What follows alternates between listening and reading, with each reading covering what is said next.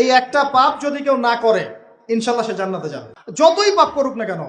বাসায় মা বোন যারা আছে অনেকেই দেখা যায় চুল আশ্রয় চিরুনি পরে গেলে বলেই আজকে মেহমান আসবে, মেহমান আসবে আজকে, বললেই শিরক। বাসা থেকে বের হচ্ছেন, আপনার পাঞ্জাবিটা একটু আটকে গেছে, আপনার স্ত্রী বলছে একটু বসে যান, অমঙ্গল হতে পারে, বসেন, বাস মুশরিক, শিরক হয়ে গেল। মুসলিম সমাজে রন্ধ্রে রন্ধ্রে শিরক। এখন রাস্তাঘাটে উঠতে বসতে পেপার পত্রিকা খুললেই শিরক। পেপার খুলবেন রাশিফল, সিংহ রাশি কন্যা রাশি, দিনটা কেমন যাবে বিশ্বাস করলেই মুশরিক হয়ে যাবে। রাস্তার পাশে টিয়া পাখি দিয়ে ভাগ্য পরীক্ষা করছে, হাতটা দেখে দেন তো ভাই কি আছে, বললেই শিরক হয়ে যাবে। আংটি বিক্রি করছে, আংটি পড়লে রোগ ভালো হবে, হাতে দিল রোগ ভালো হবে এই উদ্দেশ্যে, মুশরিক। এই আকীদা নিয়ে পড়লেই মুশরিক। আবু জেহেলের যুগের বেশিরভাগ মানুষ শিরক করতো। কি করতো ভাই? লাত, উজ্জা, হবল, মানাত এইসব মূর্তি পূজা করতো। এখন হয়তো মুসলিম সমাজে এটা নাই ঠিকই, কিন্তু মুসলিমরা এখন কবর মাজার পূজায় শুরু করেছে, করে নাই?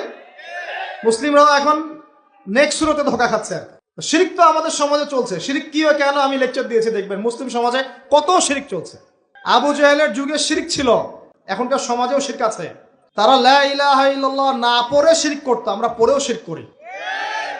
আল্লাহ পাক আমাদের সবাইকে শিরকের পাপ থেকে হেফাজত করুন বলি আমি। এই একটা পাপ যদি কেউ না করে ইনশাল্লাহ সে জান্নাতে যাবে।